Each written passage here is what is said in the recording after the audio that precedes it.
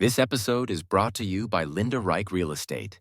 Just add water to your lifestyle. We're continuing our conversations with folks associated with the Atlantic Beach King Mackerel Tournament, and today we have two fishermen here in the studio. Now, I'm not going to acknowledge the fact that they are fishermen, therefore we'll always have to wonder what it is they're telling us, if it's absolutely accurate, but they did tell me they would possibly tell me where their best fishing holes are, but possibly. We have with us this afternoon Billy Whitford and Austin Waters. And Austin, you're a member of the board, am I correct? I am. I'm the vice chairman of the tournament committee. Okay, and one of the things we've been talking about a long time now for all of our conversations is the importance of this event, not only in the fact of fishing, but also in fact of the funding and the support that has been provided to the Atlantic Beach the Atlantic Beach Fire Department. Absolutely. That is our key focus in raising money in this tournament. You know, it's a tournament for fun, having fun, fishing, but it's also the bottom line is we're here to raise money for the fire department of Atlantic Beach. Well, congratulations on that. And of course, we've talked about this on several occasions about the fact that so far you've raised over $500,000, and that's the purpose, is to raise money for the fire department rescue squad. We've talked about the auto pulse machine, the fact that you've also brought in a variety of other equipment that have aided the fire department, but also, and I pay big attention to this, and that is the impact it has on tourism in the county. And Billy, I've got to go to you. Billy Whitford's also with us this afternoon, a fisherman. And by the way, am I to understand that you two have been fishing on the tournament together? That's correct. Okay. I fished yesterday. We fished together in years past. And Billy, how did you get involved in this? You've been basically through Austin and living in Atlantic Beach, hearing about the tournament, knowing the people that were trying to put the tournament on, interest in fire and rescue. So. All right. Background on you. Where are you from originally? I grew up in Vanceboro. Okay, just up the road. That's right in Craven County. I moved down here, purchased a house down here 25 years ago. I've been living here full time about a year. Okay. You know, one of the things I was talking to Renee Baker about, and also Danny Navy. Oh, Danny Navy about, and that of course is the fact that the Atlantic Beach population, about 1,700 people. However, you have a fire and rescue squad that provides services to tens of thousands of people, especially during the summer, but pretty much all year round. Yeah. So, I mean, this is a real credit to the Atlantic Beach King Mackerel Tournament, but also to the city that it's doing this kind of work and providing these kind of services. So I want to keep promoting that because, as I told Danny Navy a week ago, I think Atlantic Beach punches above its weight when it comes to really. It does. I was in the insurance business, and the state rates all fire departments. Okay. Our fire department is probably in the top 20 percentile. They rate them on a scale of 1 to 10, and I believe there are 2, 1 being perfect. Wow. And so, Billy, you know that your insurance activities, the fact that you've done that, this of course relates directly back to your tax revenues too, because how much you have to pay in insurance and taxes, does it not? Makes taxes lower for having a better fire department. This makes a benefit for the residents of Atlantic Beach. The ramifications of this, I think, is significant, and the point that I'm making is that it's done on purely voluntary effort. Austin, I mean, how many paid staff members do you have for the Atlantic Beach King Mackerel Tournament? Zero staff members. So have you been fishing in it all this time, Billy, as well? I've fished in it every year. You have? Yes. How have you done? I finished 4th in the King Division the first year and 1st in the Wahoo Division last year. Okay. Austin? We've actually won the tournament 5 years ago, me and my partner, Eddie Briley. Oh, what happened to Billy? Well, we weren't fishing together that year. All right. We're talking about two fishermen. We're going to talk about what their experience has been in a few moments, but I want to focus again in our conversation here for a few minutes about the role of the King Mackerel Tournament, the Atlantic Beach King Mackerel Tournament, and specifically the role that it has. And I said a few moments ago, Austin, not just an issue on the benefit of the 1,700 year-round residents, give or take a few hundred, but the impact that it has on the entire coastal region, if you will, particularly in the area of tourism. Absolutely. I mean, Billy, you were going to say? I have 3 or 4 people that fish with me. They all come down. They spend nights here. They buy food here. They buy groceries here. They buy bait, tackle. They run their boat here. It's amazing the impact. That and of course the impact that this has on the benefit of the visitors, knowing they've got resources, they've got talented and experienced personnel to provide the services. We're talking about, of course, the issue of lifeguards, the lifeguards stand, equipment. That's right. The four-wheelers, paddle boards, the lifeguard towers that we've furnished for the town. I mean, the list goes on and on. The wheelchair program that we have. That is one, the wheelchair program. We were talking with Mike Simpson about that. I want to touch on that for a moment. That's more than just a matter of life-saving and life-enhancing. It is a benefit to, I think that's a real credit to the city. And I say the city.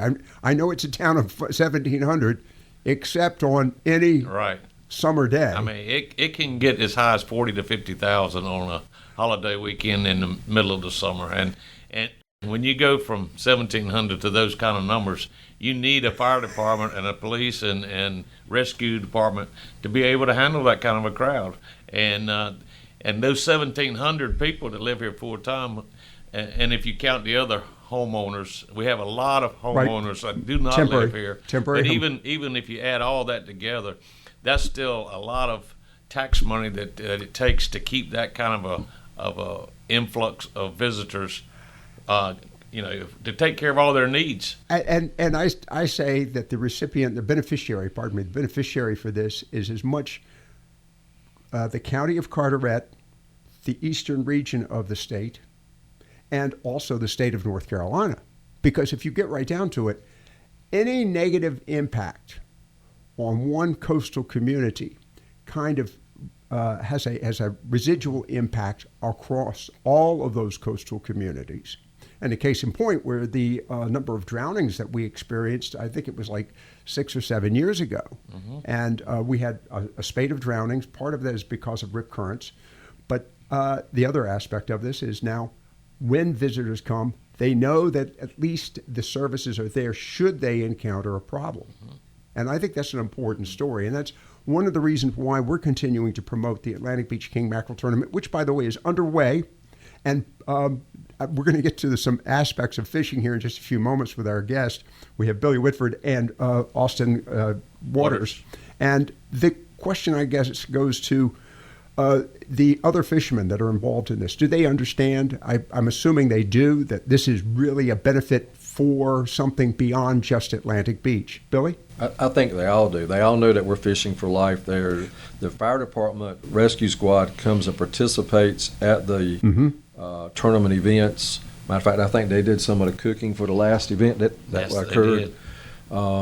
They mingle with the crowd. Everybody's proud of them. The fishermen, constantly you'll see them go up and speak to them and thank them for their services. So yes, they're very much aware of why we do this. This is not an exceptionally high money tournament. It's a tournament for local fishermen that want to support the local area, and that's part of the reason that we're in it. Part of that, though, also, Billy, is that it means that anybody who's from outside of the county, who wants to come down and fish but doesn't have access to a large boat. And we'll talk about that in a few moments, about the fact that there are some boundaries here that basically promote this from the perspective of, and I'm going to use the word, the casual fisherman, not the highly organized, highly professional fisherman. It's geared for the weekend fisherman. Do you think that pushes some fishermen away that say, oh, I only want to go out after the big fish? Well, us weekend fishermen catch big fish. So, no, I don't think so. I think the boundaries, the design of the tournament where it's set up for 3 weeks, when you have a weekend tournament and you have to fish this weekend, you have to fish bad weather a lot of times. Mm-hmm. The average fisherman doesn't have a boat that'll do bad weather. Or probably a back that'll do bad weather. And That's true. This way you can pick a few days. I fish with a family and they work and they schedule vacation around this month, and so we can work their schedule. Like if there's a pretty day next week, we'll probably take a day off. Okay. And they'll go fishing. Oh, so all right. So in other words, this is oriented towards being able to pick your day. That's right. Exactly. That's right.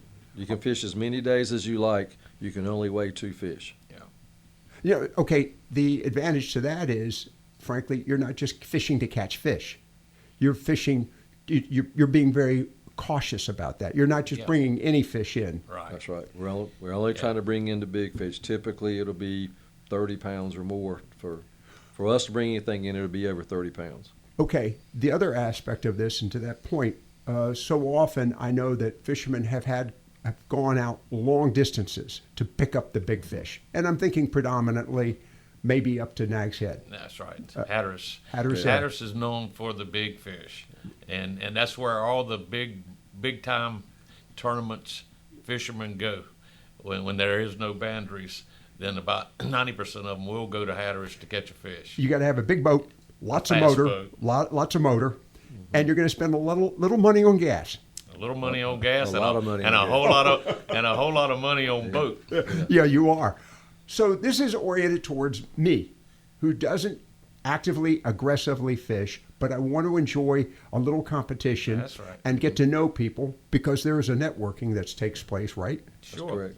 All right. So let's talk about the boundaries. What are those boundaries for the fishing? Because I can't, if I go up to Hatteras, forget I'm it. out of bounds. I'm out of bounds. Yeah, it just so happens that I'm also in charge of the rules for the tournament. Okay. That's part of my job as vice chairman. But the boundaries, we have coordinates that we give to all the participants, that GPS coordinates, and they have to follow those coordinates. Now, in layman's terms, without getting into specific coordinates, Right. the boundaries are Drum Inlet going north. And New River Inlet on the south end. Side. That's down in So, New so that's like, Jacksonville area down there. right. And up, about 20 miles past the Cape Lookout shoals. And that's how far they can go north. Now, you can catch big fish off a pier. Yeah. So a pier fisherman, can they participate? No. We've never had that question. I don't think so. The rules state you have to bring the fish in on your boat. You can't. okay. You can't come in over land. Yeah. Okay, I think that's important. Yeah. All right. Yeah. But the other aspect of this, you can also catch fish very close to shore. Oh, sure. Extremely close. Yeah. And you can catch them on the inside of shore. You don't can, even have yeah. to be in the ocean. Yeah. There's a lot of people say they have caught the winning fish near the port. Oh, really? Oh, okay. That's what I was waiting for. I don't think you're going to see too many boats around the port unless they can't get outside. But the story has been told. You've been hinting at this all the whole time we've been here, but I'd say practically 90% of all the big fish caught are caught right off the Cape Lookout shoals on the east side of the shoals. Okay. That's where they can. It's no secret. Anybody that's been kingfishing more than 5 times knows where to go to catch the That's big true. fish. That's true. And there's about 5 or 6 spots over there on the east side, which is about 5 miles after you cross the shoals, and you'll see them congregated on all those 5 spots every day that they can get over there, and not just in the tournament season, but year-round. anytime. We're talking with Austin Waters and also Billy Whitford, and we're talking about their fishing experience. All right, Billy, let me go to you on this one. Your fishing experience. What do you find is the best bait for live bait, I guess, for king mackerel? Live bait, typically menhaden. A lot of people call them pogies, and small bluefish. When I say small bluefish, probably about a foot long. Okay. And Austin, same for you? Yes, that's to me the pogies, the menhaden is my number one bait fish. Okay. And try to get about a 6 to 8 inch menhaden, and like I say, that's a pretty common knowledge for anybody that fishes in this tournament. All right. The other aspect of course, is the whole, the time of day. What do you have a particular time of day you prefer fishing, Billy? Daylight. Oh, Seems you like ruin everything. No, well, it seems like everybody wants to go early, but I've noticed the last couple of days, big fish have been weighed later in the day. So I don't know if they're catching them early in the day and weighing them later, or if they're catching them later and then coming in. But most any time, I mean, you can look at your sonar tables, but typically around sunup and sunset are the two best times, or a tide change. And that occurs all during the day. Right. Okay, the recent storms. Austin, the fact that we've had these storms offshore, fortunately we haven't had any here. Right. Any indication that changes the fishing at all? It will if we get a close storm. Yes, it will. It'll stir the water up and get it muddy. And that's not good for fishing. But as far as the time's going, it seems like the middle of the day it gets a little lull, but any other time. And even near the middle of the day, the fishing doesn't stop. Well, the other aspect of it is the temperature. I mean, we've got this has been beautiful weather. Absolutely. And water temperature is key in king mackerel fishing. If it gets too cold or too hot, they stay offshore. And in the low to mid 70s is the ideal temperature to catch king. That's the right time of year for us then, right now? It is. That's perfect. It's perfect right now because it's in the mid to low. Not 70s. only that, it is the prettiest weather. Absolutely. A lot of people would say, wait a second, you're going to have a tournament during, quote, air quotes here, hurricane season. But hurricanes come and go. That's right. That's correct. But the weather stays with us pretty much. I mean, other than those moments of terror or moments of significant rainfall or wind, Right. generally speaking, even the winds are generally milder this time of year. Generally. Yeah. And it's a little breezy today. they can be, generally. yeah. But I've seen it worse in the middle of the summer. Yeah. Oh, It's always a struggle with the wind when it comes to king fishing. I mean, just like we talked a little bit ago, we have 3 weeks to fish this tournament. Right. And I would hazard a guess, and Billy might have a different opinion, but I would guess that the average fisherman, even if he can fish every day, if he has the opportunity, he's not tied up with jobs or so forth. Even if he could fish every day, he wouldn't fish more than 5 to 7 or 8 times out of those 3 weeks. 3 weeks. How come, Billy? Well, we fish for fun. Okay. So you don't want to make a job out of it. Otherwise, sometimes the weather's bad. If you have a boat, it's going to break. So you got to work on it one day. Oh, yeah. And Yeah. Now, I'm not saying that there's not some that do fish every day. 10 to 15 days, but there's very, very few. But this makes it easy for people to pick the best weather day, a day that works for their schedule. It's not a lot of pressure that you've got to fish Saturday or you've got to fish Sunday, whether the weather's good or bad. Right. This is. I think that's an important issue as well. And the other aspect of this is because you're only weighing 2 fish. Exactly. So you're going to be really, focused, selective on the days you fish, the conditions in which you fish. All of that is something that you're going to take into consideration. It's just not running out there every day. Other than if you just enjoy fishing. Yeah.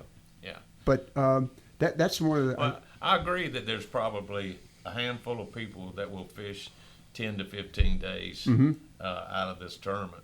But to me, it's only a handful of people. That the majority of them. Well, first of all, because we only have a very small entry fee, right? You don't feel like you have to go out there and fish every day to get your money's worth. It's all luck anyhow. When it comes to I say all luck. There is some skill involved. No, there's you got to even with all the skill in the world, you still better. I'd rather have the luck than the skill. But it all you take the whole thing and mix it up, and it's just a good tournament for everybody. Everybody can take something that works for them and work it into the tournament. Whether you work for a living, whether you're retired, and we have a lot of retired people in this tournament. Believe me, I have a lot. How about youngsters? Because Oh, yeah, we have- okay, have because youngsters. this is a great opportunity for them to learn something about fishing as well. There's a special division just for children under 15, and you see a lot of 20 and 30-year-olds out there. That's a good sign, and because one, obviously, trying to promote the fact that we've got the commercial, the sports fishing. I was about to say you've got the commercial fishing activities, but you've got the sports fishing, but also the fact that there is this opportunity, that promoting it. Well, for example, I know that, and I'm getting off on another tangent. They're very concerned about the number of people that are not seeking hunting licenses, for example, and the fact that people are not going out as much as they have in the past. So this is an opportunity to get that younger generation out there and enjoying life and enjoying the environment. I think this is another important question, and we'll wrap it up with this. I go back to the comment earlier about the value of and the slogan, "We fish for life." The fact that this is an organization focused on returning 100% of the revenues back to the community. Obviously, you've got expenses for purchase. For the items that you're providing to the fishing to all the competitors. But the fact that this is, if you will, based on what we've seen over the past few weeks as a result of the hurricanes, the fact that the community is self-supporting, I think it's an important issue. And I think that I'm going to go to you on this one, Billy, before I wrap it up with Austin. But I think that's an important issue for the fishermen. And I'm hoping that they do recognize that. They do. They at the captain's meeting, they have auctions. I think it's very well participated. I'm not sure exactly how much funds are raised with that. Most of the items at the auctions are given to, so it should be like 100% profit. It's a very nice captain party. That's worth the entry fee alone.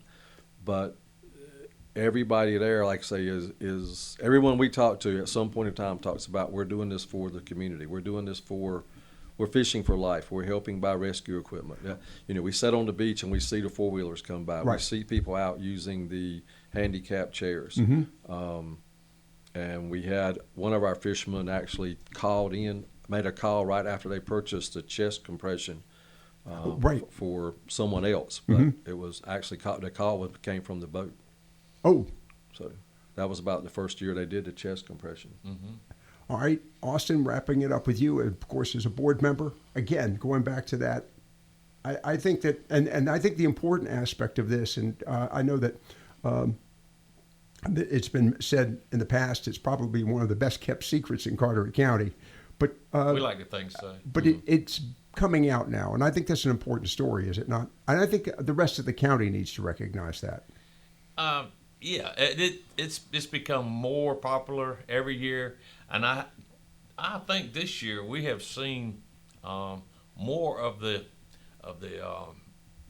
regular tournament guys are starting to take notice of us because let's face it, it's not a big entry fee. It's a fun tournament, and they're going to be on the they're going to be on the water anyhow. Right. You can actually fish more than one tournament at the same time, time if you time everything right. But it gets a little complicated with all the rules you have to follow. But it can actually do that, and they can actually, let's just say, if they were going to fish a tournament this Saturday, well, they could pre-fish on Wednesday and Thursday and Friday, and if they catch something, they can weigh it in on our tournament.